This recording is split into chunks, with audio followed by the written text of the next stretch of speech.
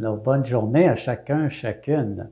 Le pape François nous invite à être des artisans de fraternité, à construire des ponts. La fraternité est pour moi un mot qui est un peu synonyme, qui est précieux pour moi, c'est tendresse. Alors, être artisan de fraternité et de tendresse.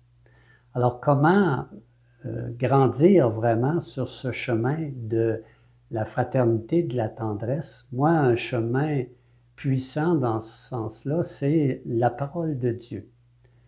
Alors, je vous offre aujourd'hui une parole une de mes paroles préférées, c'est de l'Épître de Saint Paul, apôtre aux Éphésiens. « Soyez entre vous pleins de générosité et de tendresse. » Alors, cette parole, j'aime prendre le temps de la goûter, de la mastiquer, pour bien l'assimiler. Puis je la porte avec moi aussi dans mes journées, parce que le thème de la tendresse, c'est précieux.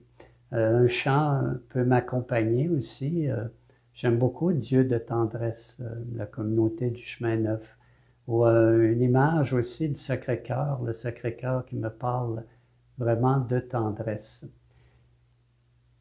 Jésus, pour moi, est venu apporter cette parole parce que, justement, c'est un grand défi, la tendresse dans notre monde, parce que je trouve que je peux facilement blesser l'autre par mes propos.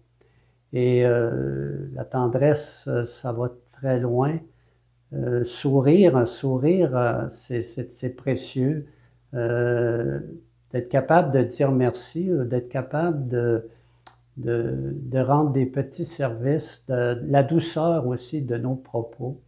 Je pense que c'est tout dans la ligne vraiment de la tendresse. Et un bienheureux qui m'accompagne chaque jour, qui est une parole qui m'a touché le cœur il n'y a pas si longtemps.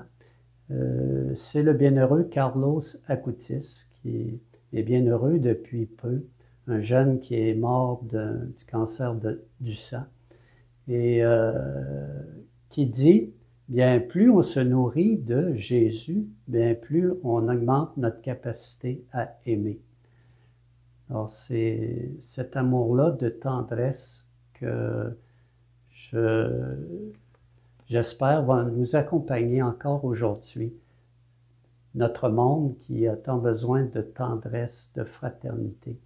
J'aimerais terminer avec une prière à l'Esprit Saint qui nous invite justement à l'amour.